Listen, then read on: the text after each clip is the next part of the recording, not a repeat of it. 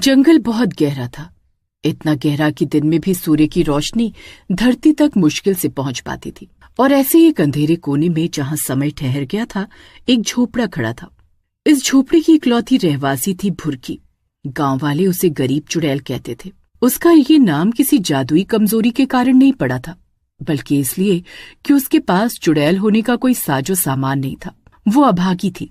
एक फटी पुरानी साड़ी और सबसे महत्वपूर्ण, एक मिट्टी का दिया, जिसे उसने जंगल की सूखी नदी के रेत से खुद गढ़ा था। भुरकी की पूरी दुनिया उस दिए के इर्द गिर्द घूमती थी। ये दिया उसका एकमात्र साथी था। आज दिवाली की रात थी। भुरकी दीवार से टिककर बैठी थी। उसकी आंखें धुंधली थी, शायद इसलिए कि उन्होंने खुशी की रोशनी बरसों से नहीं देखी थी।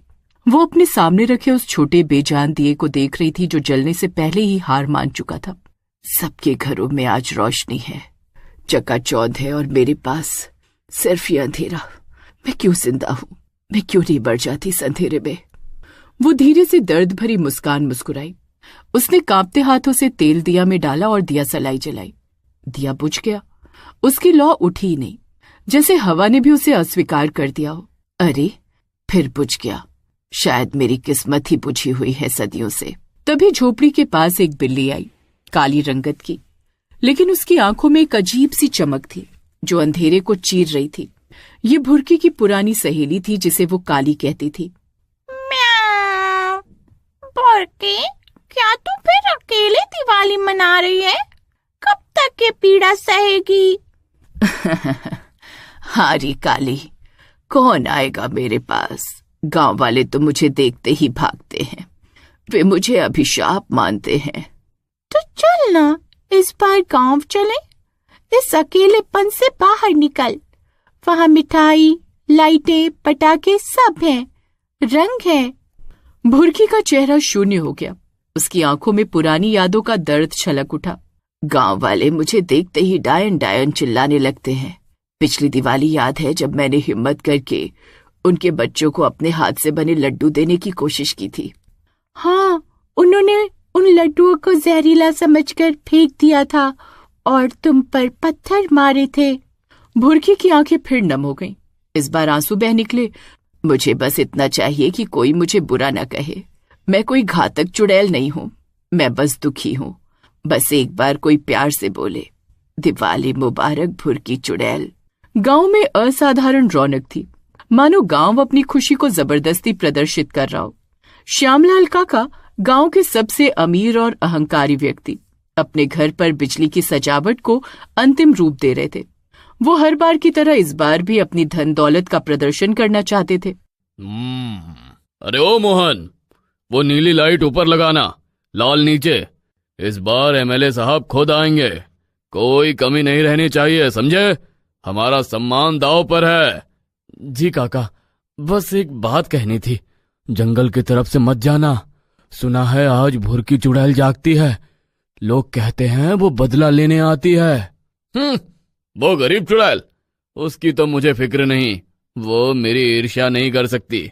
उसने मेरा सबसे महंगा बैल मारा था पिछले साल। वो तो मेरी नफरत की हकदार है। पास में पटाखे चला रहे बच्चे भी आवाज सुनकर करीब आए।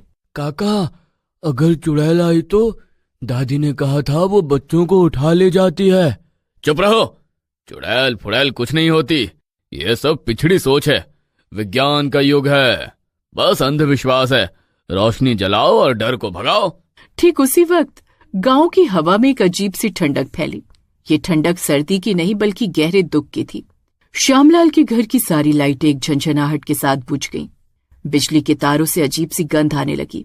अरे मर गए रे काका, ये चुड़ैल का काम है। मैंने कहा था ना, वो नाराज है। अरे बकवास, जा फ्यूज देख, बिजली का दोष होगा। वो गरीब मेरे घर की रोशनी नहीं बुझा सकती। भुरकी झोपड़ी से बाहर निकल चुकी थी। इस बार मैं किसी से नहीं डरूंगी। मैं चुड़ैल हूं तो क्या, मैं भी दिवाली मनाऊंगी। मैं किसी को नुकसान नहीं पहुंचाऊंगी।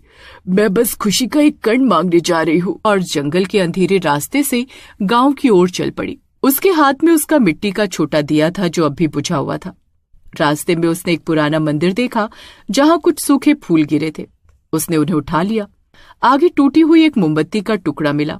और फिर एक घर के बाहर एक सूखी मिठाई का टुकड़ा। वाह, दिवाली का प्रसाद मिल गया, आज मेरी भी। जब वो गांव पहुंची तो बच्चों का शोर भीषण था। वे धमाकेदार पटाखे चला रहे थे। गलती से उसने एक तेज आवाज वाला पटाखा भुरकी के पैरों के पास फेंक दिया। रवि, जो शरारती था पर बुरा नहीं, डर कर भागा आया। अरे माई, चोट तो नहीं लगी? मैं माफी मांगना चाहता हूँ, मैंने आपको देखा नहीं। तू मुझसे बात कर रहा है बिना डरे? तू भाग क्यों नहीं रहा? भागो क्यों? आप जंगल वाली माई हो ना, आप डरावनी नहीं लगती, बस थकी हुई लगती हो। आपकी आंखों में बहुत दुख है। भुरकी की आंखों से आंसुओं का सैलाब निकल पड़ा। ये दर्द नहीं बल्कि राहत के आंसू थे। आपके पास दिया है? चलो मेरे घर, हम साथ में दिवाली मनाएंगे। रवि उसे अपने घर ले गया। घर में उसकी माँ लता देवी मिठाइयाँ रख रही थी। घर छोटा था पर प्यार से भरा था। अरे, ये कौन है बेटा? जंगल से कोई आ रहा है? माँ, ये जंगल वाली माई है। आज अकेली दिवाली मना रही थी, मैंने कहा हमारे साथ मनाए। ये बहुत दुखी है। लता पहले तो डर गई, पर फिर उसने भुरकी के फटे कपड़े, झुर्रियां देखी, जो किसी बूढ़ी पीड़ित औरत की थी, न कि किसी शक्तिशाली चुड़ैल की। लता का दिल पसीज गया। अंदर आइए माई, स्वागत है, पर बस एक विनती है, डराइएगा नहीं। अब डराना तो भूल गई हो बहू, अब तो बस जीना याद रह गया है, और वो भी भारी लगता है। रवि ने उसे मिठाई दी। लो माई, जलेबी खाओ, ताजी है। भुरकी का गला भर आया। उसने धीरे से मिठाई का टुकड़ा खाया और बोली, कसम दिवाली की, आज मैं बहुत खुश हूँ। ये खुशी मैंने कई सदियों से नहीं महसूस की थी। माई, तुम्हारा कोई नहीं? आप अकेली क्यों हैं? पहले थे पति, एक छोटा बच्चा। हम गांव के पास ही रहते थे, पर अकाल पड़ा और फिर बीमारी आई। भूख और बीमारी ने सब छीन लिया। लता की आंखें भर आईं। उसने अंधविश्वास को एक पल में दूर फेंक दिया। लोग तो भगवान को भी पत्थर मारते हैं माई। आप रुकिए, आज की रात हमारे साथ रहिए, आपका अकेलापन आज खत्म हो जाएगा। भुरकी ने हिचकिचाते हुए हामी भर दी। भुरकी ने अपना छोटा दिया निकाला और रवि से कहा, बेटा मेरा दिया जला दे, आज प्यार से जलाऊंगी। रवि ने माचिस से दिया जलाया, पर जैसे ही लौ जली, एक अद्भुत अलौकिक रोशनी पूरे आंगन में फैल गई। ये किसी बिजली की रोशनी नहीं थी, ये शांति और प्रेम की अजीब सी चमक थी। लता और रवि हैरान रह गए। अरे ये क्या? ये तो पूरे घर को रोशन कर रहा है। क्योंकि इसमें भलाई की लौ है, इसमें डर नहीं, प्यार है और निस्वार्थता है। उसी वक्त गांव में श्यामलाल के घर की बुझी लाइटें अचानक फिर से जल उठी। श्यामलाल दौड़ता हुआ लता के घर आया। अरे माई, आपने तो चमत्कार कर दिया, मेरी सारी लाइटें जल कैसे गई? चमत्कार नहीं काका, बस मन साफ था। दिवाली असली तब होती है जब दिलों में रोशनी हो, ईर्ष्या नहीं। माफ करना माई, हमने तुझे हमेशा बुरा कहा, हम सब गलत थे। अब कोई चुड़ैल नहीं, बस तुम्हारी अपनी भुरकी दीदी। रात बीती, आतिशबाजी थमी, शांति और सौहार्द फैल चुका था। भुरकी आंगन में बैठी थी, हाथ में वही तेज जलता दिया। माई, अब आप यहीं रहना, हम आपको प्यार देंगे। नहीं बेटा, अब मेरा समय पूरा हुआ। रवि की आंखों में आंसू थे। फिर कब आओगी? मैं आपको याद करूंगा। भुरकी ने दिया रवि के हाथ में सावधानी से रख दिया। जब दिल में अंधेरा हो जाए, इस दिए को जलाना, इसमें मेरा प्यार है। मैं आ जाऊंगी एक रोशनी बनकर। लता और रवि ने देखा भुरकी का चेहरा चमकने लगा और फिर वो धीरे धीरे आसमान की ओर चली गई। वो अब चुड़ैल नहीं थी, बल्कि एक पुण्य आत्मा थी। सिर्फ दिया जलता रह गया। उस दिन के बाद गांव वालों का भुरकी के प्रति डर श्रद्धा में बदल गया। हर साल दिवाली पर वे भुरकी दीदी का दिया जलाते थे। लोग कहते थे जिस घर में वो दिया जलता है वहां कभी अंधेरा नहीं रहता, न गरीबी का, न अज्ञानता का, न अकेलेपन का। कई साल बीत गए। रवि भी अब बड़ा हो गया था। माँ, आज भी भुरकी माई हमारे साथ है ना? हाँ बेटा, वो कभी गरीब नहीं थी, बस अकेली थी और गलत समझी गई थी। और आज उनकी रोशनी सबके दिलों में है। ये कहानी वर्षों तक गांव में सुनाई गई, ये याद दिलाते हुए कि अंधविश्वास से अधिक मानवता की रोशनी शक्तिशाली होती है।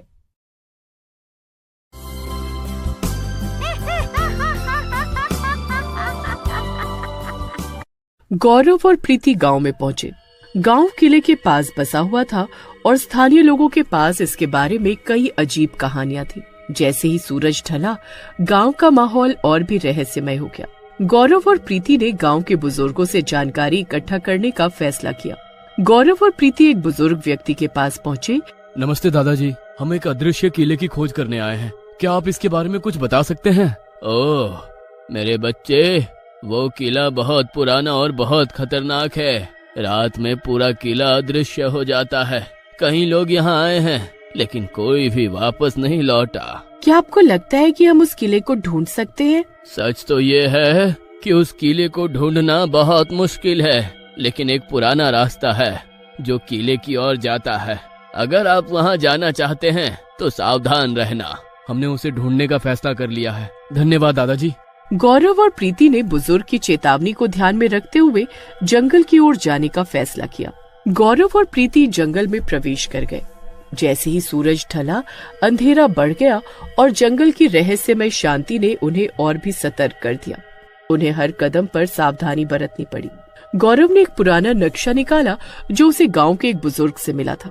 गौरव, मुझे लगता है कि हम सही दिशा में जा रहे हैं, लेकिन जंगल में एक अजीब सी शांति है।